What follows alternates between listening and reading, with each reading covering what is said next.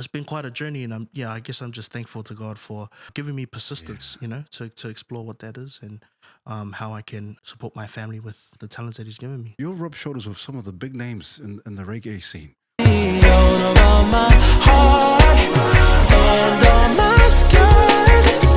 You changed everything with just a single touch. It's you. When you're ready to go and your heart's lifting down. Soon as you step up on the scene, baby. The world is such a big place. You can find connections anywhere, or people who resonate with your sound or your creation.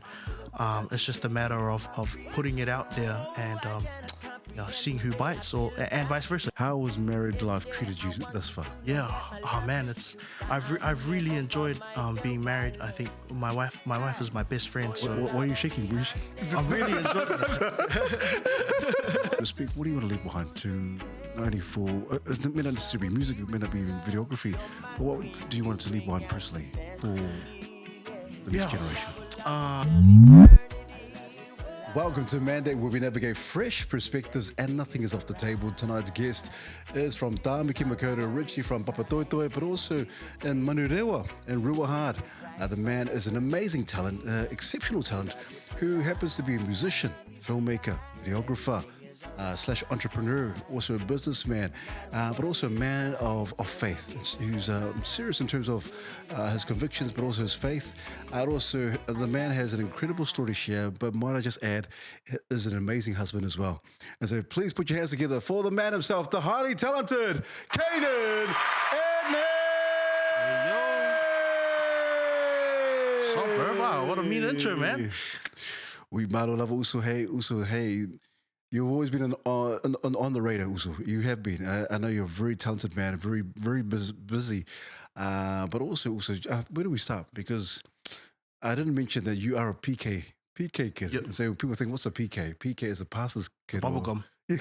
Oh, PK bubblegum. But PK kid. And so, Uso, just to start the ball rolling, maybe if you can take us all the way back. What was it like growing up as a pastor's son in your household? Yeah, thanks for the question, and thanks for having me on. Man, growing up as a pastor's kid, I think because you grow up a certain way, you don't really realize that you're kind of raised differently to how, a typical household would be. So our upbringing was great. I think my parents raised us well. There's 4 of us in our family, so I'm the second oldest, and then I have 3 sisters. And growing up as a pastor's kid, I mean, we would do things at church and, we'd be the first to get there and the last to pack down. But then I think there was a level of understanding that I think my parents had, because both of them were also pastors' kids. So I think their approach in raising us is quite different because they were once pastors' kids, so they know what it's like to grow up in that environment. So honestly, I can't fault my parents for how they raised us, because it was actually quite enjoyable. Obviously there's a bit of labor that's involved with helping parents, and then also expectation from the congregation and things like that. But honestly, compared to, I don't want to compare my upbringing, but compared to some of my friends who are also PKs, man, we had it actually pretty good. So that was my upbringing. I think being a pastor's kid as well, it got us all involved in the music side of things. So obviously playing in the band at church, and that kind of was the foundation one of the foundations for my career at this point. So it was great. Oh, man, also. And you said that you mentioned some like other pastors' kids and some of the friends that you know who are pastors' kids. And so also, and I know some good mates and some good friends who are pastors' kids. And there's always that stigma, but there's always that kind of pressure, so to speak. And so maybe you can talk to this as a PK. Was there ever pressure in terms of following your dad's footsteps in terms of becoming a pastor? I think there still is. Well, I think a lot of the pressure is self-inflicted, to be honest. Yeah. I see my dad in ministry, and I'm still in ministry too, even though I have quite a busy career. But he's, preaching every Sunday and serving the church. And it almost feels like any kid who has a parent who does something, kind of feels like a natural progression. That's not the path for me currently. But I do think that there is a pressure for people if their parents are in ministry for them to follow in their footsteps. I will say, like you get jokes from people in church and stuff like that, in family, or you'll like turn up to something like a church event and they'll say, "Oh, what's up, pastor?" Like kind of mocking kind of thing. But man, honestly, like it's just all fun and jokes, and it never like bogs me down kind of thing, that kind of stigma or impression that people have of me, because that is the reality. I am a pastor's kid, so I don't shy away from that. That's cool. That's cool. So I like that. In terms of obviously, there's always going to be pressure. In terms of obviously, in terms of being a pastor's kid, and there's always that microscopic. People always looking. Oh, like you shouldn't be doing that. Yeah. You're the pastor's kid. Yeah. You know better than that. You're the pastor's kid. And so there's always that kind of level of pressure. So how have you been able, or maybe you can share a bit of an experience of when you're like, man, there's a lot of pressure that people want me to do this and that, but just because I'm a pastor's kid doesn't mean that I'm any different from anyone else. Yep. Has there been any, or maybe an example when you felt like, man, that's unfair? I think in general, yes, but for me specifically, not really. Like I honestly say I haven't really felt like I was under a microscope from anyone, or if I ever felt like I was, it was more just me internalizing that, oh, these people are gonna judge me for doing this or that, or I have to be perfect. But I do think there is that perception for pastors' kids that and the reality for other pastors' kids, right? That maybe the aunties in the congregation might look at them differently than compared to their kids are naughty in the church and stuff. But honestly, that was never my experience. So I think I've had it good. I've had a good experience being a pastor's kid, if that makes sense. Mad also, and I know because I know your dad and your mom and amazing people, lovely people, and I know you're obviously from the heart and you're telling it as it is, in terms of and being a PK, but in terms of obviously you're in music. Yep. And usually sometimes pastors' kids they fall in line in terms of music, praise and worship. Yep. So when did music first become more than a hobby for you? Like, okay, I'm doing this because I have to do it for praise and worship church. But when did you realize, like, hey, this is more than just a hobby, or this is more than just praise and worship for me? Yeah. I was always obviously growing up in a pastor's kids family, but my parents were also musical, both of them. Particularly my mom, so they had a family band growing up. And so we were always surrounded with music growing up. Where it became more than a hobby, it was only recently actually.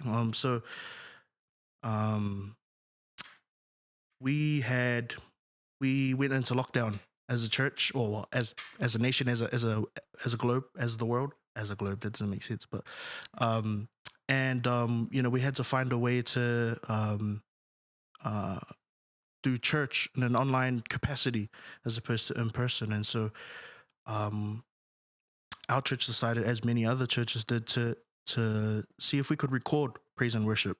And so I guess that was kind of the foundations for me learning how to produce.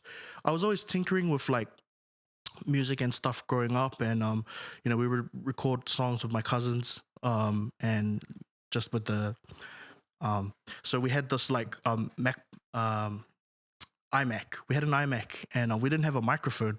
But when you do your like Zoom calls or videos on the iMac, the microphone is like sitting on the top of it's like the inbuilt microphone of the computer. And we discovered that like if we turn down the gain on that microphone at the top, it actually sounds quite nice. And then we like rolled up a koki, like a sock, and put it on top of the microphone, and it was like a pop filter. So that was like that was the early stages of me learning how to record and learning putting music down, like recording music, because recording music and playing music are two completely different things. So that was like when I was maybe 12, 13, 14. My cousins lived in Wellington, and they used to come up to Auckland during the holidays, and that would be that's what we would spend our holidays doing, just kind of recording and playing around with effects. And we were using GarageBand at the time, and I think Alvin and the Chipmunks came out.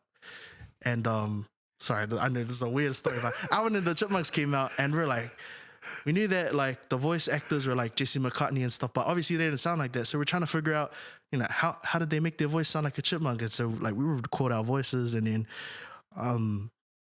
figure out on GarageBand that you can change the pitch of your voice and then you can kind of sound like Alvin and the Chipmunks. So that was kind of the early stages of learning how to record vocals. Fast forward to, I did well in music and in school and stuff, but I ended up pursuing a career in video. But then again, back to the church thing, it wasn't until we went into lockdown that I kind of picked up those tools again, recording and producing, because we needed to do it for church. And I think we were in the first lockdown, we were there for like, was it 6 weeks or 4 weeks? I think it's going to 6 weeks. Yeah, 6 weeks. And so normally for church, we'd sing like maybe 3 or 4 songs on a Sunday. So I don't know why we did it this way, but we thought, oh, let's sing 3 or 4 songs every Sunday on the live stream. So just to save time, and obviously everyone's social distancing in their bubbles, I recorded everything from my house. My sister was a singer, so I got her to record some vocals. People were sending in, I'd build out the track, send it to them, and they would listen to it with an earpiece and sing it on their phone. And then they'll send that vocal back to me, and then I'd mix it into the track. And so it was kind of like a virtual recording session with the singers from church. And so 3 or 4 songs every Sunday for the first lockdown, which was like 6 to 8 weeks. So after 8 weeks, it was kind of like a crash course for me, like having to figure out how to do that on the fly.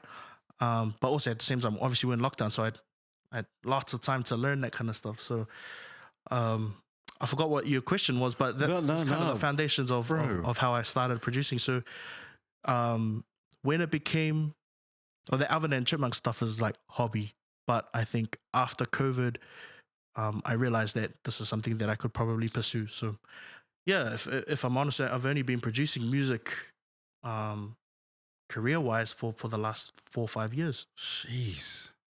But you know what's incredible, Canaan? You're telling me the story, and you said, well, during COVID, and for some folks, COVID was like, oh my gosh, this is probably the worst thing that could ever happen, yep.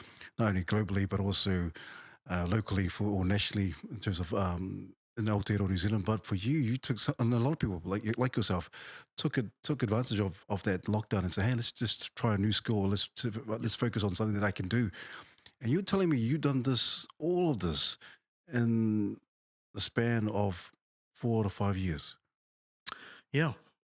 I mean, obviously I had quite a, foundation in church and learning music growing up and high school. But yeah, in terms of turning those skills that were uncategorized, right? Like I'd learned theory here and video here and stuff like that. But I've been able to kind of streamline all of those different skills into something that I can pursue as a career. That's amazing. That's I tell you, I think there's a lot of people who are quite skillful who can probably pick it up after several years. Yep. But when you're saying in that time frame, like 4 to 5 years, skill set and obviously, and it seems like obviously your work ethic is up to par in terms of your skill set and your talent.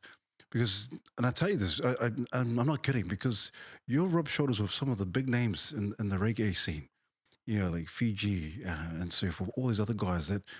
And because of your skill set, you've been able to travel the world, right? Yep.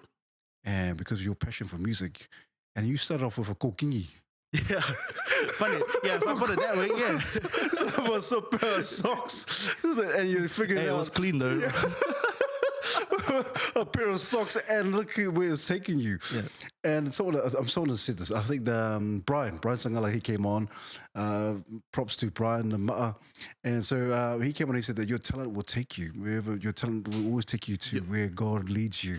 And it seems like this is the case for you. Yep. Because it seems like your talent, your skill set has taken you across the world. You traveling, you're a busy man, and you're entrepreneur now, or you're a businessman. All these things that are all kind of added to your skill set and your talent. Also, that's incredible. And so because of that, and obviously you're a pastor's kid and your faith, you're strong in your faith. What's been the biggest eye opener for you thus far in terms of your career, but also what you've done thus far? What's been the biggest eye opener for you? Yeah. Yeah, that's a good question. Brian's actually my uncle, so I don't know if that means anything, but Who else is my family?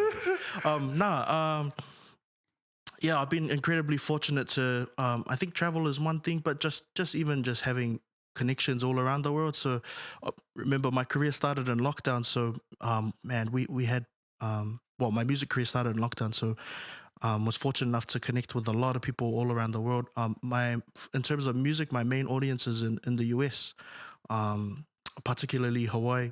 So, yeah, incredibly fortunate that God's blessed me with not only the skills, but I think the work ethic, which probably comes from my parents, if I'm honest.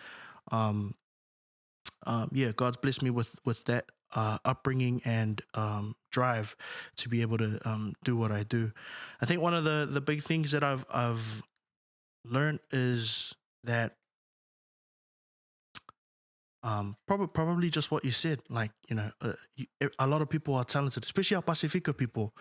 But it's hard to develop a strong work ethic to achieve what you want to do. And I think growing up in church and seeing my parents are business owners too, so I've seen them do ministry and church.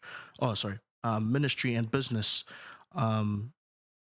Growing up all my life, and they still do it to this day. So, I've been able to see that done in the capacity that my parents operate in.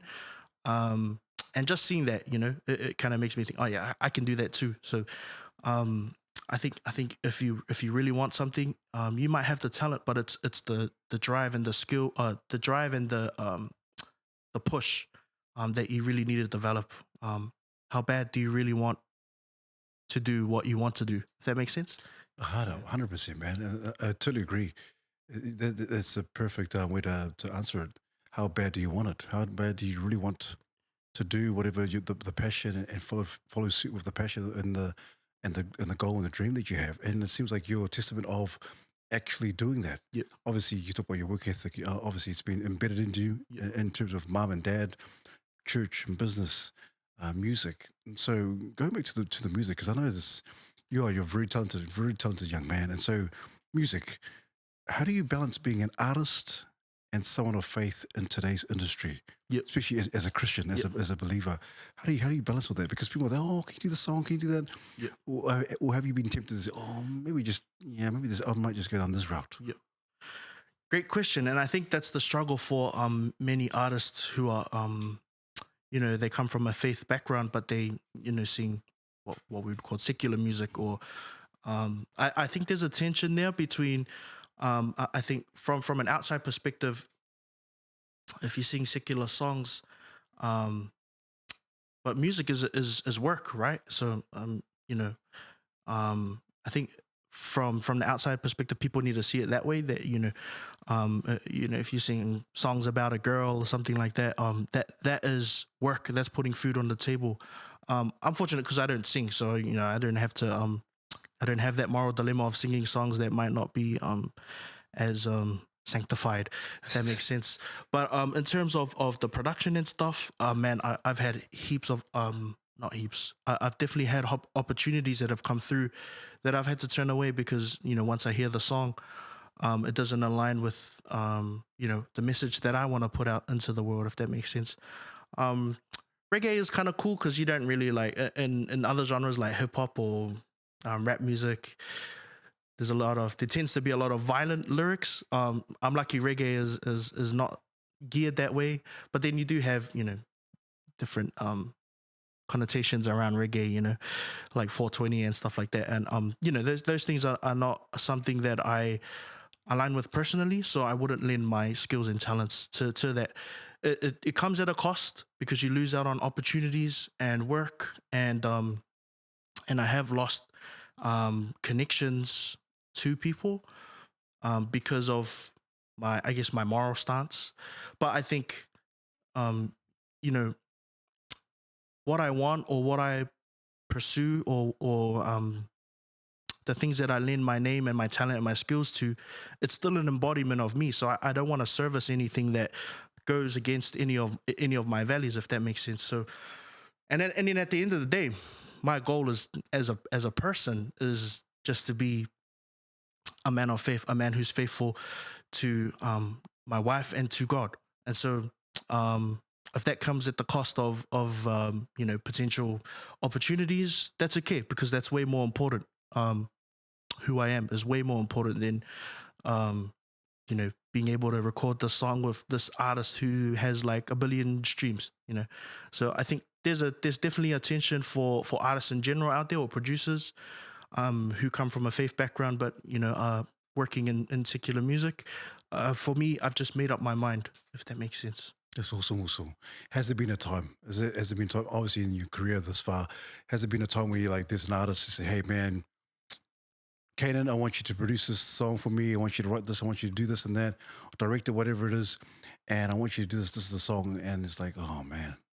And the artist is like, this is like a big name. Has there been an instance where you like, where you kind of like the rubber meets the road and you're like, oh man, and you're actually tempted to like, oh, maybe we just do this one, this one. Has there been a time? Yeah, I mean, I talked about it on another podcast recently already, but Lil Nas X's team reached out to me maybe 3 years ago to work on some stuff for them. And yeah, that was just something that the song wasn't, it was a song with him like dressed as a devil dancing on a stripper pole, and I was like, oh, maybe not, eh? Oh, but yeah. So that's an example. But why was you? That's crazy. So, but he actually. Yeah, his promo team there kind of asked me to make a reggae remix to one of his songs, and yeah, it was that specific song in the music video. But yeah, there've been plenty instances where that's happened. I think when it's the artist personally reaching out to you, there's actually a lot of understanding, and some of the artists that have asked me to work on a song that's a bit too sexual, or has like drug connotations or anything, we'll jump on a call and I'll tell them, that's probably doesn't align with my who I am. And to be honest, I think when you are yourself, people actually respect that. Probably not if you type it, but if you get in front of them and communicate, why this project may not be suited for you. I've been respected a lot more times, far more than I've been, looked down on, if that makes sense. So, man, maintaining who you are is underrated, bro, honestly. Yeah. That's cool. So, and I like you just standing on your convictions and your values and obviously your biblical principles. Yep. And I agree. I tend to agree, because I think when people, just you being okay with the no, yep, or people saying no to them, yep, just being okay with it. Yep. And I think people appreciate that. People respect that. Okay, you know what you're about. You know who you are. You're confident in who you are and your abilities. And if it's a no, then it's a no. And people respect that, as opposed to like, yeah, maybe, and just. Yeah, you know what's funny? Like, there's one particular artist from Jamaica who reached out to me and sent me the song, and I wouldn't say his name, but yeah, it was a bit too sexual, and I told him, yeah, that's probably. I told him via message, but then we ended up jumping on a call, and then he actually turned around and said, "Oh yeah, I respect your point of view." And then he told me, to be honest, I'm a family man too, and I've got 3 kids. And on the call, his kid is crying in the background. So I think there's that thing like, by me standing on my moral convictions, it actually gives people permission to even stand on their own, on their own moral convictions. So I think he kind of turned around and said, he kind of clicked that, oh yeah, maybe I don't need to put out a song about, explicit sexual song if I have a wife and 3 kids, if that makes sense. So I think it's a double-edged sword, man. You might get negative feedback if you say no, but then at the same time you're kind of allowing people just to actually embrace what their actual morals are, if that makes sense. Yeah, no, that's true. That's true. I can imagine like there's a lot of artists out there, and you're right, because a lot of artists, they've probably started in the church. And you see time and time again, people, I started singing in the church, and we played in the band in the church. And then for some reason, get into the scene, or the secular scene, and the touring and all that kind of stuff. And then they kind of lose themselves, so to speak. Yeah. But I like what you said. You allow them to realize, oh, okay, there is a moral compass in terms of who I am, even as a believer. Maybe we've gone this way, but I'm still a believer. And so what you've done and what you do in terms of standing up to that and saying, hey, this is how it is for me. Yeah. That's quite powerful. And so did he end up releasing that song, or did he we're still working on it right now. Oh, so, wow. yeah. But yeah, there's been countless times where something like that happens. You know, it's more often than not. Okay, I respect you, as opposed to, oh, I'm never working with you again. You know, kind of thing. And some of the artists that I've worked with that I've said that, you know, they'll actually come back to me and give me a different song that actually suits both of our vibes. So, yeah, it's great. It's great to maintain who you are, I think. Yeah, mahalo love also. And so when did you realize without a shadow of a doubt, you think, man, this could be a career. This is not just a passion. I can actually turn this, I can make money out of this. I can actually be entrepreneurial about this and start a business. When was the defining moment for you? Yeah, man, it was when I started my TikTok account. Everybody was jumping on TikTok in COVID and lockdown and posting what they were up to. And so I started a TikTok account. So before music, I was doing videography for maybe 3-4 years. And so I kind of created that TikTok account to post some of my videography work. And then I think one day I decided to just chuck up a reggae remix on TikTok, something that's been sitting on my computer during, you know, there was so much time in COVID to kind of just explore what you want to do, or like just have fun, I guess.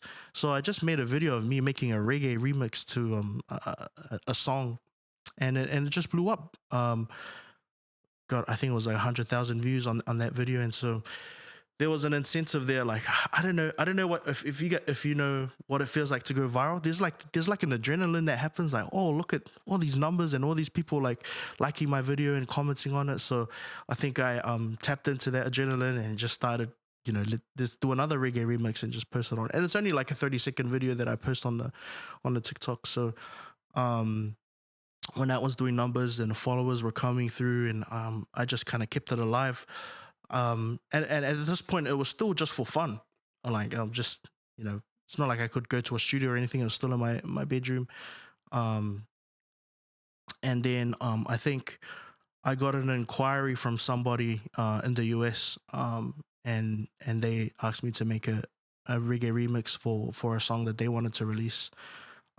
We never actually went through with it, but I think that's when I saw that the inquiries were coming through, and I kind of thought, hey, I'm not getting any inquiries for video at the moment because obviously we're in lockdown. So why not see if I can, you know, do this music stuff while I'm at home? So yeah, that kind of catapulted me into the music scene quite fast, actually. And I think that I attracted a lot of followers and people and inquiries.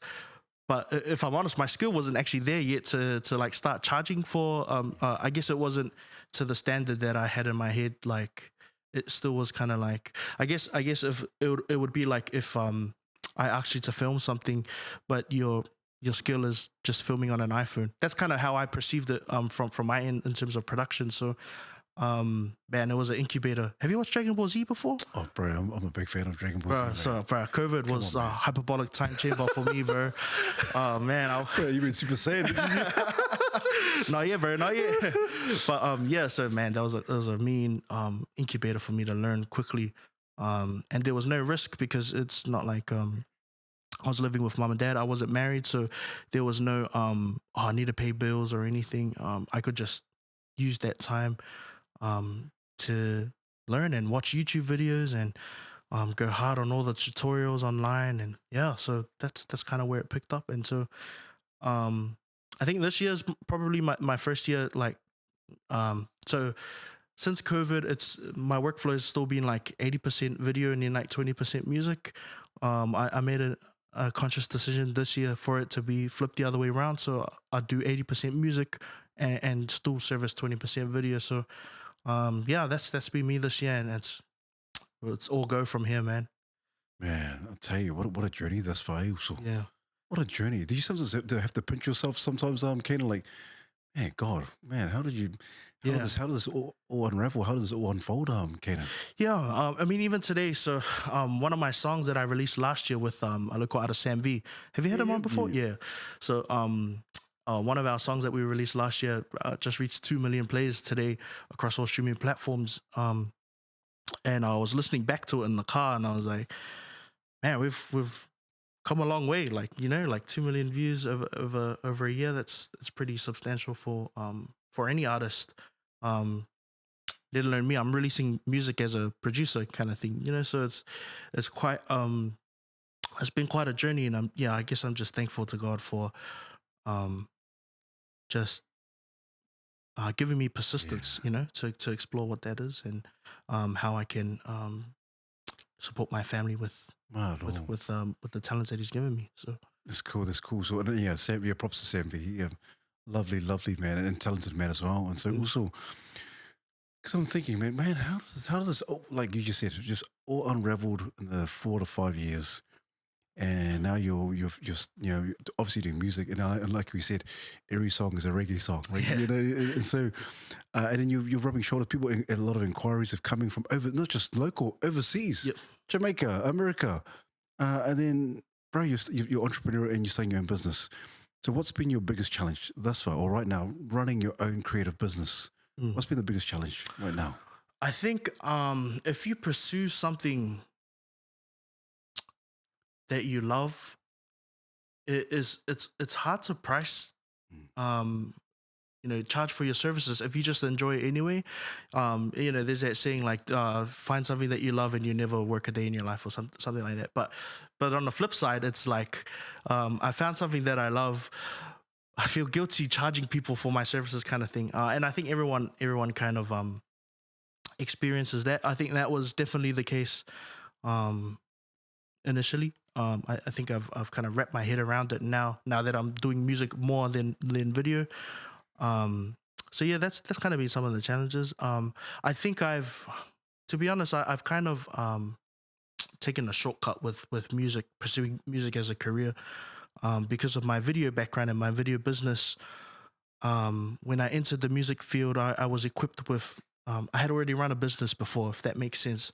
I think a lot of artists and producers will enter the music industry because they love music, and then it'll take a long time for them to figure out how to do the business side of things.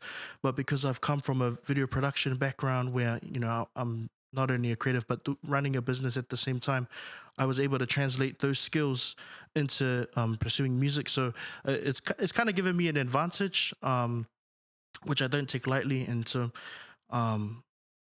one of my goals is just helping people with music and getting their, you know, making sure they're getting royalties and stuff like that, and registering their songs. And so any artists I work with, I always triple check, like, you know, how is it working on the back end of things, and who's paying you for this, and did you know about this funding round that you could get? That's kind of been the go for me. So in terms of challenges music wise, I think I'm at a good place this year, where I don't have to I don't have as many trials. It's basically just yeah, it's pretty steady with the music at the moment. That's awesome. Also, Yeah. and you're right. I think there's a fine line. I think people, and I understand what you're saying in terms of you want to do something you're passionate about, but also at the same time, what do you charge them? How do you charge them, and so forth? Because you just love it, and you just want to help people. And I think that there's a lot of people who kind of, or music artists or creatives, who just do it because of the sheer passion. They just love it, and then they have to charge it. And obviously, because you need to live. You need to live. It's your livelihood, and so there's always that kind of that space where business and then finances, and then you have the talent. Yeah. So you just kind of merging those two aspects together, and then kind of find that right balance. And it is. And I'm glad that you come, in terms of, obviously mum and dad would have helped you along with the business side of things. Not really. I think I'm someone who likes to like do things on my own. But so they haven't really helped me on that side. But just seeing them do it is help on its own. Yeah. So I haven't really taken any advice from them. Just because they know how I operate. But just definitely seeing them do it themselves has been like a blueprint kind of thing. Cool. So it seems like you'll be totally ahead of the game, Canaan. There's a lot of artists out there in terms of the business side of things. How do I do this and that? And man, I have the right people on board who can give them some sound advice. But it sounds like obviously you observe mum and dad, but it sounds like you're ahead of the game in terms of business and also the talent wise. And so that's awesome also. And so in saying all of that, how do you keep yourself grounded? How do you keep yourself grounded and avoid all the burnout? Because I know it's fast paced. I know there's a lot of high output in this space. How do you keep yourself like in this zone, but more so focused when there's all the noise around? Oh man, you're the man, Canaan. You're doing this, man. Awesome. What do you do to stay grounded? That's a good question. I think my wife grounds me a lot. Wait, what kind of grounded? Oh no, I'm not grounded like that. No, I think my wife keeps me down to earth. She's a very down to earth person, and I think early on in my career it was easy to get a not easy, but you get a big hit when you go viral and things like that. When I made music my main priority, I would go viral, but still not, virality doesn't necessarily translate to money in the bank kind of thing. So I think that actually keeps me humble that, I'm not chasing likes or comments or anything. I actually just need to do work, like do music. So my Instagram and my following online is basically the top of funnel in terms of the business. So when I put up videos and things like that, it's always intentional, and it's a marketing ploy for me to get actual production work or actual video work. But I can't be just posting up videos and trying to go viral and you're trying to get comments and likes. If it actually is pointless if I'm not actually servicing the work that the inquiries that I get. So I think that keeps me grounded in the sense that there's a real financial element to what I do. I still go to church every Sunday if I'm not traveling. I'm with a like a Bible study boys group every week. And then just having people around you who kind of remind you of who you are, kind of thing. Even though sometimes it's annoying, some of us say, remember church on Sunday, or like, remember, you got bills to pay or whatever, but you need those kind of people in your life. And my wife plays that part, plays a big part in that. Man, props to your wife. What's your wife's name? D. Hey, props to D, and props to you in terms of you and your husband. And obviously, she part of the business as well. Is she part like your business partner besides being your wife? Yeah, she's a shareholder, but she does her own thing on the side. So she's a photographer, so she captures events and things like that. And she's still studying at the moment. So yeah, kind of not once she finishes studying, we'll probably work together a bit more. Cool. Yeah, it's cool. So not at all. Hey, let's say, because obviously we talk about business and finance and money. Let's say if money wasn't a factor, what would you create and build tomorrow? I've been really fascinated with AI at the moment, or lately. And I know the startup cost for. I've been doing a lot of research, so man, I live on YouTube, just watching tutorials and reviews and news as well. I get it all from YouTube. And yeah, so I think it would be exploring AI a little bit more. I know the startup cost for creating something that's not your run of the mill AI, like the photo generators and stuff. I really wanted to get into the animation side of AI. There's a startup cost of like $3,000 or something like that. But if money wasn't a factor, man, that would be something I definitely want to pursue. I think the world is changing, so 5 years ago, TikTok wasn't as big of a thing, and I was an early adopter to that.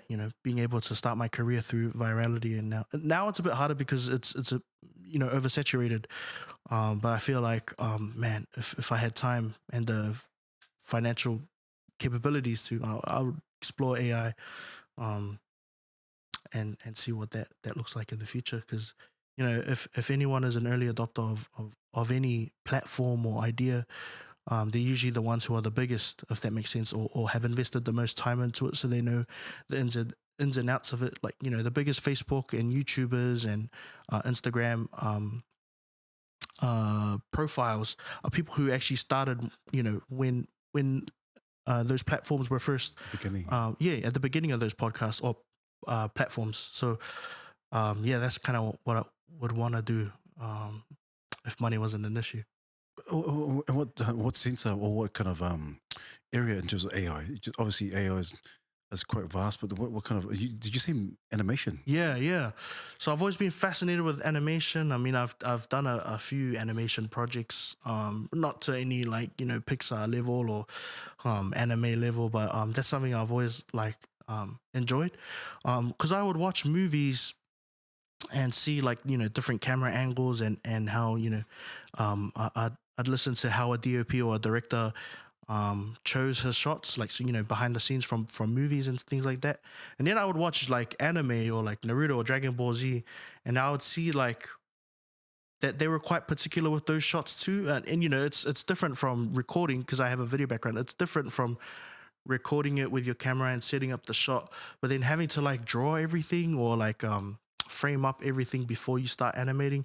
That always fascinated me, because you have control of the full image, whereas if you're directing a movie or something, there's a lot of different variables. The sun might be too bright, or might be too windy out there, so you don't actually have full control of what you see in the scene. But that's just fascinated me with animation, that like you can control what it actually looks like. And so I think I've seen how AI has been able to I guess open up the possibilities in terms of animation. And I've dabbled a little bit with some of the lower end AI stuff, and in terms of like automation and stuff like that.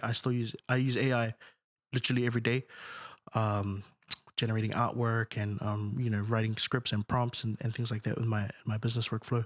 But I'd love to explore the creative side of it with animation. Man, that's probably a pretty big tangent, bro. But Hey, no, yeah. that's cool, bro. That's cool because you got two guys right here in the productions area who are just the way you're talking. It sounds like these guys like, man, what's this? Does you guys have a kind of unique way of thinking in terms of obviously angles and movies and directing and so forth, and just to create the creative process. And so, just wondering, well, let me know, because in terms of the obviously you talk about AI, but you talk about some of the creative process. Walk us through it. What's your creative process? How do you start?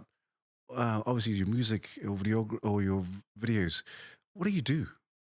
It's very different, eh? So video the approach is very different to music. Music can play in my mind like at 4 a.m., or I might have a really long day at work, working on something, and then I get home, and I can't sleep because there's a melody stuck in my head, or there's like a particular drum sound that's playing in my head that I heard in another song, and I'll spend the next day trying to emulate that sound that I heard in another song. So music is quite explorational or experimental for me. Um, when I build out tracks for other artists, it would normally just start with the drums, and then I'd build the skeleton of the song. Um, and I mean, reggae is quite standard. You've got your jinka, jinka, that kind of stuff, and it kind of sounds the same. The beat sounds the same. The skank and bubble sounds the same.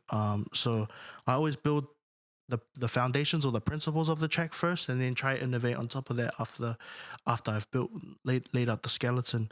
Um, but yeah, it's very very experimental. Some songs I'll be happy with after 2 or 3 hours. Other songs I'll spend weeks on. I just produced a song for an artist in Hawaii, High Water, featuring Fear. The song's called Miss Royal. We started that song in January when I was in Hawaii, um, and we just finished it like 3 weeks ago. But we I think there's a sometimes you work to get the job done, to get something that sounds nice. Other times you work to feel a sense of creative satisfaction, and I think that one with that track. Like we just wanted to make something that we were all satisfied with, and so yeah, there's different approaches to music. I think you sometimes work to get the bag, or I don't know, satisfy your creative mind. Um, yeah, video is a whole different thing, because I think my videography was more tethered to corporate stuff and weddings and what else was I doing? Yeah, a lot of like corporate work. So there wasn't too much of a creative element to it. It was kind of show up and give them a script, and they read it and cut it up for them, kind of thing. So yeah. And it's just the whole creative process around you, how you guys think and all that. It's incredible. Also, and so in saying that, also, what's been the most, I guess, the most rewarding project in terms of whether it's music or videography that's meant the most to you thus far? Yeah. Man, I went to Hawaii, and I think this first quarter of the year has been quite uh how do I explain it? It's been quite a big first quarter of the year, and I think I've learned so much, and also just been very happy with what I've been able to lend my skills to, or lend my time to. So I started off the year going to Hawaii, and we worked with heaps of different artists that are based over there. Then I came back, and we had a little holiday in Samoa, family reunion. When we came back, Fiji was here. He was here for One Love, and we spent maybe, I think he was here for about a month, and so we were just with him at his Airbnb, and just recording songs. And that was a crazy time. We would record songs from about the afternoon up until the early hours of the morning, and then I'd go to work and service my normal clients that I work with in terms of music. Go home, have dinner with Dee, with my wife, and then go back to Fiji's house and continue working. So, man, that was such an incredible time for me. Both Hawaii, and then also working with Fiji while he was here. I called him on the last 4 weeks, but the boys were there with him for about a month and a half. So I think we collectively recorded about 50 songs. Yeah, sorry. We recorded about 50 songs collectively between us with Fiji, and he was just, man, again, that was like another hyperbolic time chamber with him, like just giving us all his, he's been a musician for the last 30, 40 years, or and he's just the wisdom that he has in terms of his approach to songwriting and recording techniques. And man, a lot of people don't realize he's actually a producer as well. So a lot of his stuff he's self-produced, and so he's got that musical ear. He's not just a singer, he's not just a writer. Man, he's the full package when it comes to music. So man, we would just ask him questions about his career, or and he'd give his experience or his perspective. We'd record something, and he'd tell us how to record it in a better way, kind of thing. And those tracks are yet to be released, and even if they don't get released, just having that time with somebody who he wanted to record while he was here, so for him to kind of come to New Zealand and want to record with all of us boys who are here and keen to grow and learn in the music space, and that was so impactful for me in terms of learning the ropes. And man, he would even spit like industry knowledge and how to maneuver in different spaces. And yeah, I think I have a lot of respect for someone like Fiji, for Fiji specifically, to reach the heights that he has, and still not remember where he's come from, but kind of like he's reached the top, and he's passing down the ladder to to everybody else to come up with him as well. So yeah, man, even if those tracks never release, the learnings that I took from that is priceless. Bro, man, it sounds like gold also. Yeah. So you got to spend a time, obviously, rub shoulders with Fiji. You mentioned Fear as well. Yeah. And so all these amazing artists. And so also, like, has there been a time where you're like, man, where you've kind of come across an artist where you're like, man, this is not the same vibe, this is not the same energy like Fiji. Fiji was amazing.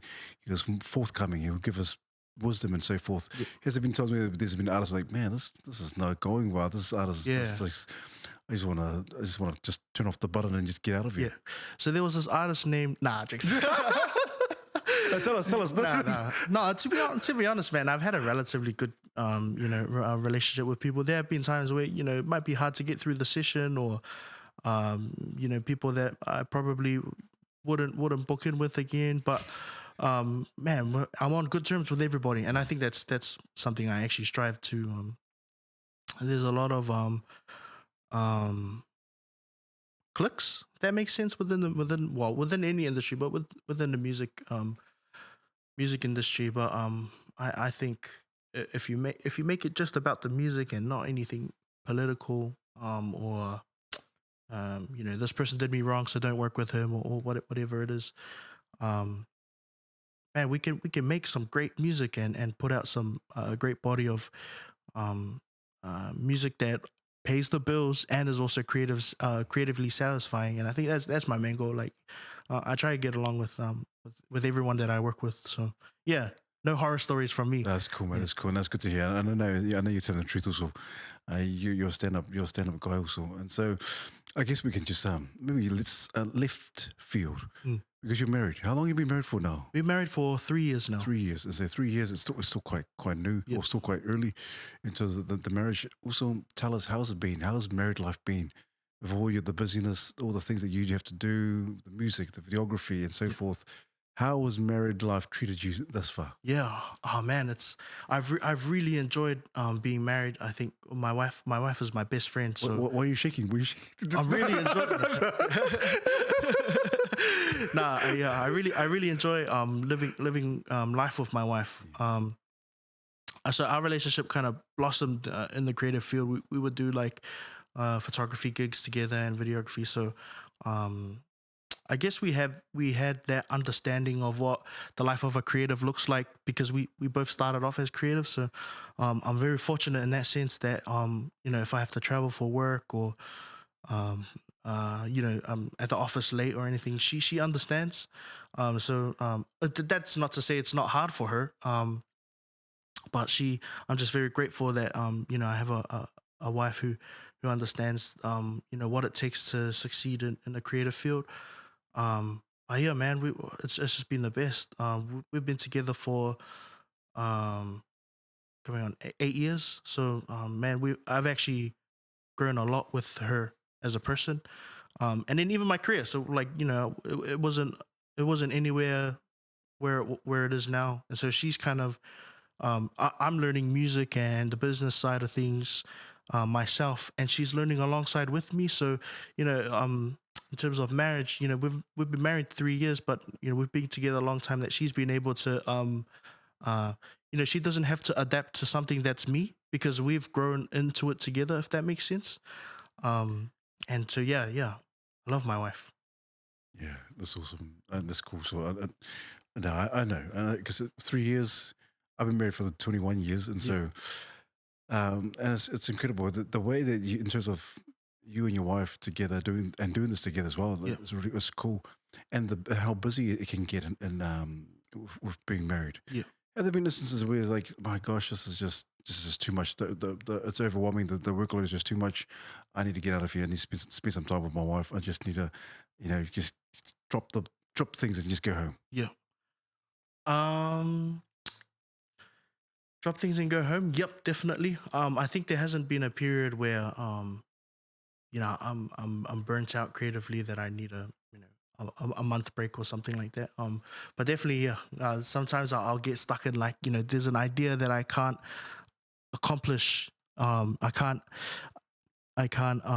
create something that I can hear in my mind, or hear in my head.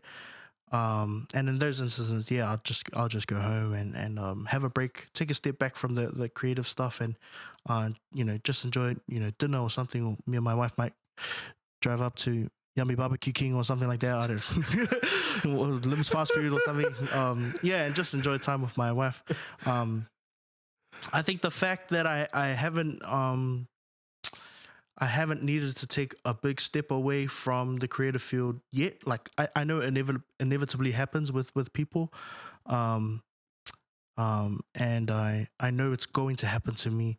But the fact that it hasn't happened yet, it tells me that there's room for me to grow still. I'm not at my max capacity at the moment. And so, yeah, I'm someone who kind of wants to test the limits and see how far I can go, so that I never go there again, or I know how hard I need to work in order.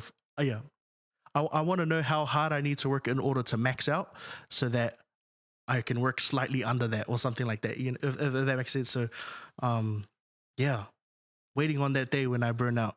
Not gonna enjoy it, but I just kind of, I'm someone who wants to know my limits so that I don't go there again. It's cool. Yep. So, and I can guarantee, obviously, no plans for kids right now, or is just waiting until whatever happens, whatever God's timing. Yeah. Yeah. Not at this stage. We definitely want to have kids and raise a family. I think I'm not at my me personally. I'm not at my I feel like I'm not at my peak in terms of career. I don't think that's anything financially, like, I want to make X amount of money so that I have enough for the baby or anything, or kids. I think it's just kind of is selfish in the sense that I feel like I can achieve a lot more, and that will enable me to provide better for my kids when we eventually have them. But yeah, I think it's just the way it's played out. But we definitely want a big family eventually. Yeah. Maybe soon, maybe in the next couple of years. But No, who knows? awesome. That's cool. That's cool, man. That's cool. I like it. I think obviously you're 3 years into marriage, and you just enjoy obviously each other's company and also your career. Yeah. So it's cool. Why not? Why not just make the most of it and whenever it happens, it happens. Yeah. So that's cool. So I appreciate that, man. And so because I always like to ask this question because I always think of legacy. We obviously you have no kids at the moment. Yeah. I know you want a big family. So legacy. What do you want to leave behind? What does Canaan anyone want to leave behind in terms of your music, your work, your life, your life's work, Yep. So to speak? What do you want to leave behind to not only for it may not necessarily be music, it may not be even videography, but do you want to leave behind personally for the next generation? I think music wise, I do love that artists have the opportunity to make money from their passion, which is music. And so I think one of the things that I do want to make an impact on the industry. I think it's perhaps in the way people operate.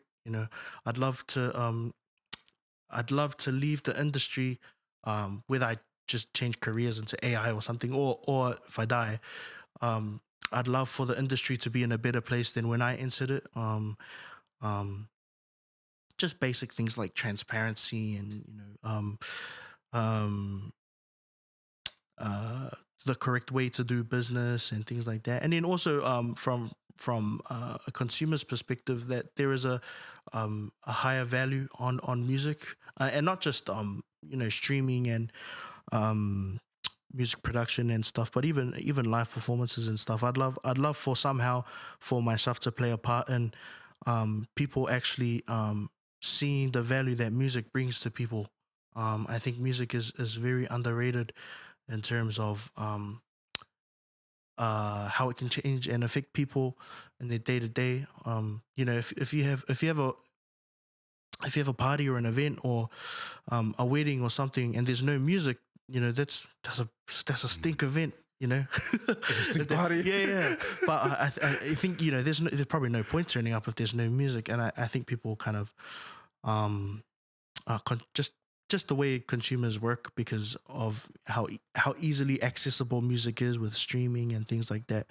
I'd love for people to value music more, so that artists can survive off music, because often music is kind of just like a two people. It's like a background element, but actually, if you take that away from the background,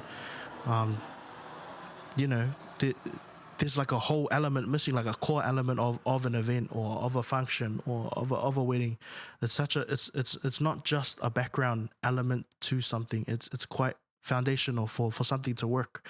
And then there's also the people work out at the gym to music, and it's playing at the supermarket and things like that. So man, I'd love for artists to feel more valuable and then also receive that value financially.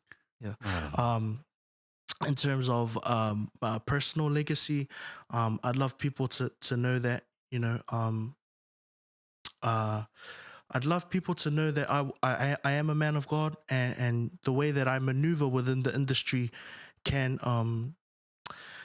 it's not to prop myself up, but I think I want to show people that it is possible to be a Christian and work in the music industry.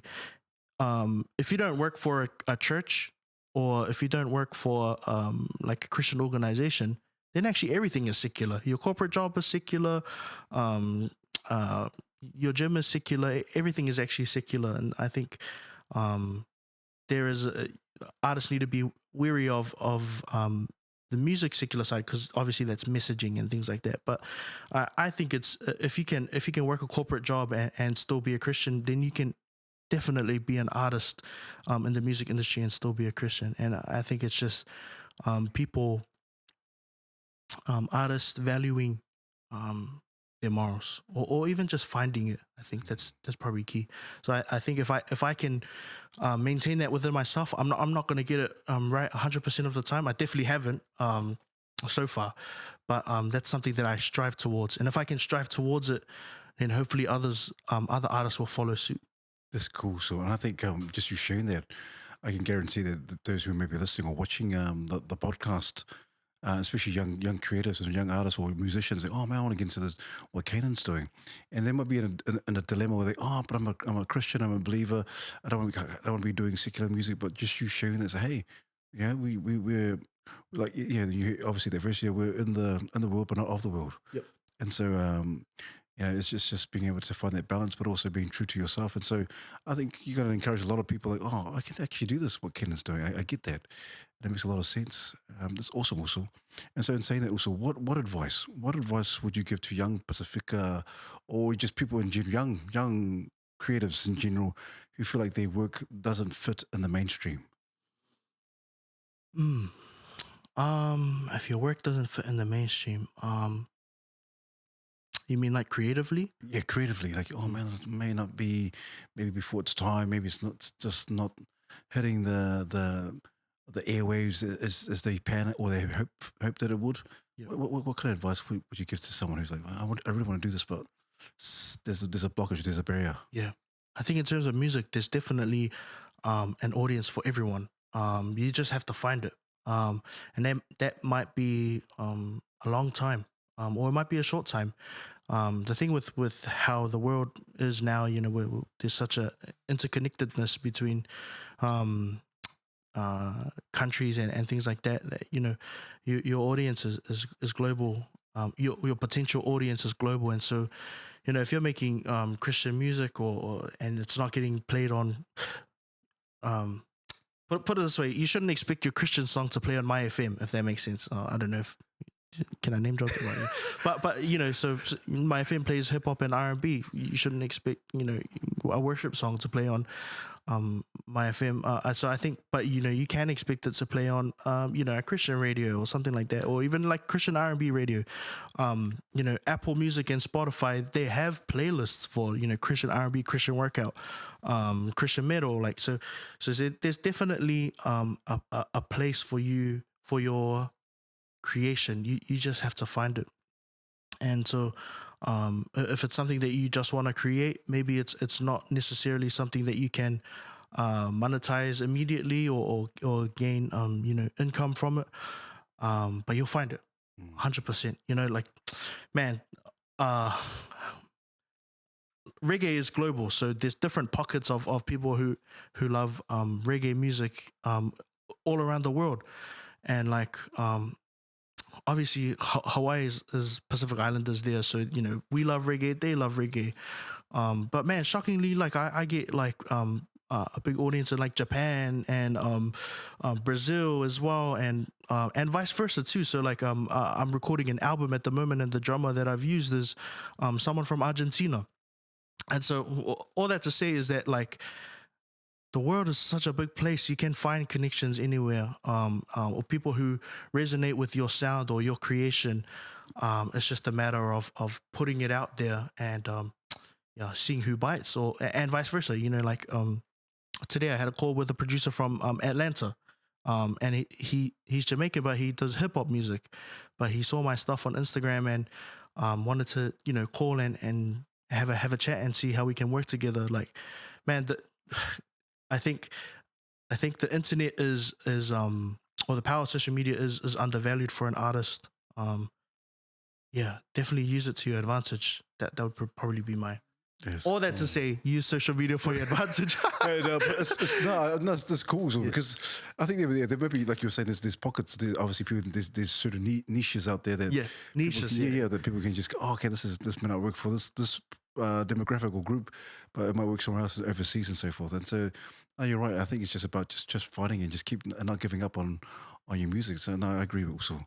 And so also because I appreciate the talano. And obviously we're talking about Christian music. You said something about Christian music. What are your thoughts also? Because it may not be necessarily on like My FM or whatever station or secular station, whatever it is. Yep. But what are your thoughts on American Idol right now? Oh, American Idol. You got Canaan Hill, who has, I don't think he has sung any secular song. He just sung all gospel music, gospel songs. What do you think is happening? Because obviously American Idol, you think, oh, well, and a lot of the artists, obviously, even some artists who profess to be Christian or believers, they end up just singing secular songs. And no judgment. But Canaan Hill, amazing vocals. We have the same name too. Oh, you see there? Canaan Hill, Canaan Ene. Something about the name Canaan then. But the man is, like you said, you talked about standing on your convictions, standing on your values and your biblical principles. This guy is killing it. He's actually killing it. I don't know. I'm just putting out there, he might very well win this competition. But it's just something about it. What are your thoughts on that? What's something about is it just something spiritual? Is it God? Or people are like going, man, maybe something is happening. I probably have a long-winded answer that I'll probably chat to you about after the podcast. Man, I've been seeing it, and I think they even had like a gospel night this evening. I haven't been following it too much, but one of the guys on there, Samoan, right? And so we follow each other, and I just kind of been following his social media and seeing, that they had like gospel artists come through and singing a lot of Christian songs. I think it's cool. I'm not too sure if American Idol is if the producers are Christian or not or anything, but I will say that there's still a big Christian demographic of people who watch TV, and so I think whether they're Christian or not, they've tapped into that, and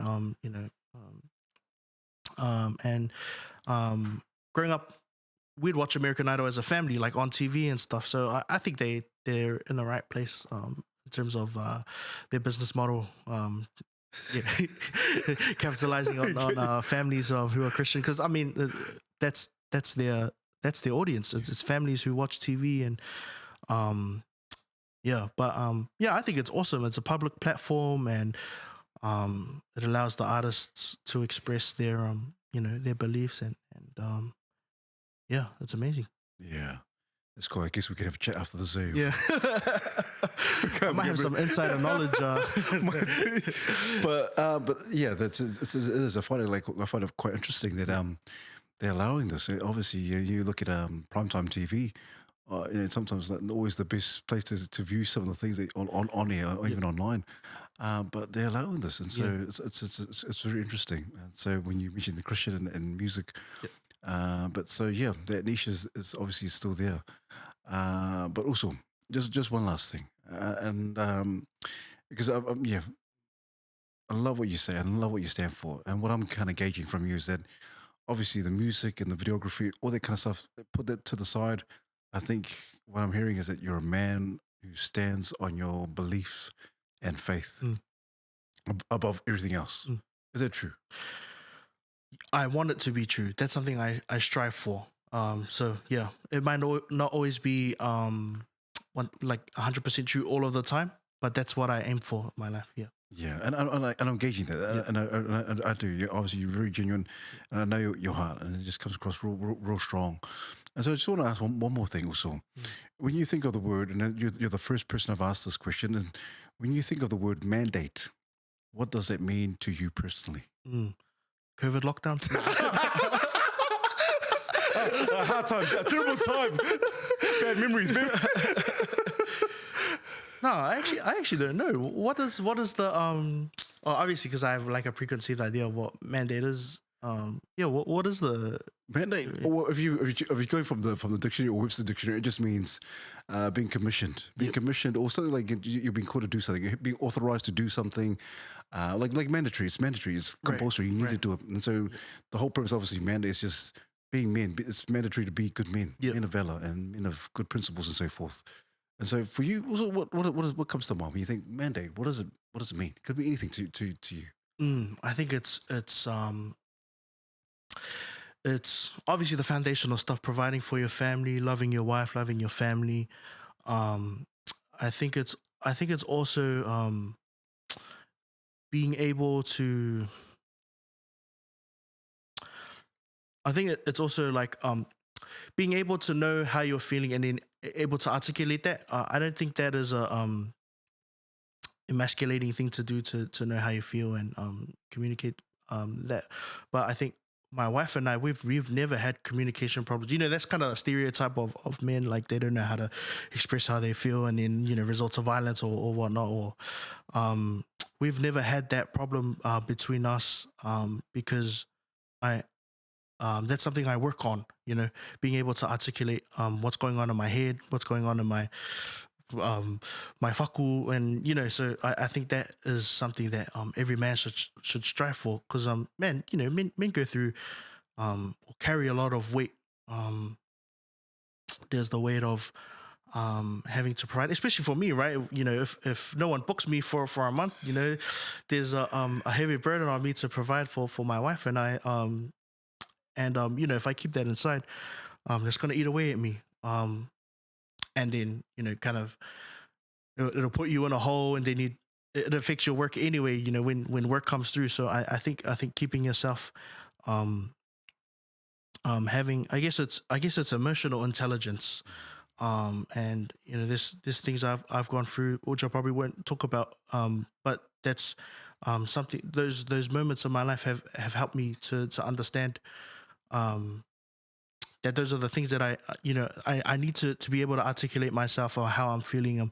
I need to, if someone's done me wrong, I need to tell them, so that negative situations or things that I've experienced don't affect me and then don't affect my wife. So I think those things would be things that, like, I'd love for men to know. My love also.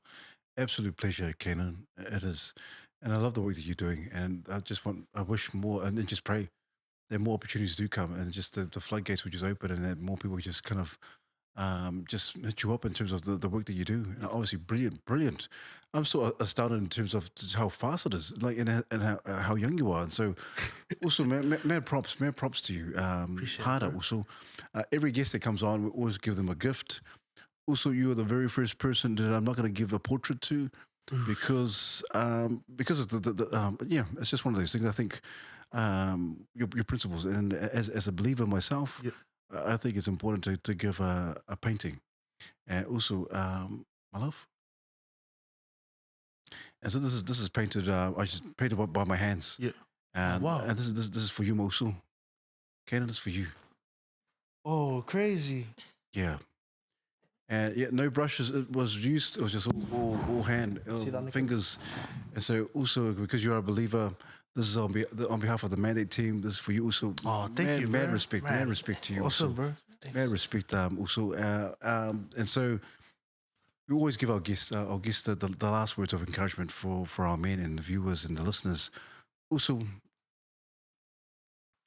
whatever you want to say to encourage our listeners. Yeah. Oh man, thank you so much for having me on. It's been awesome to chat through my story.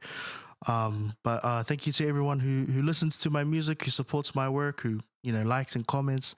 I think it all helps with me being able to provide for my family and pursue something that I love. I think if you're an artist, man, keep going hard.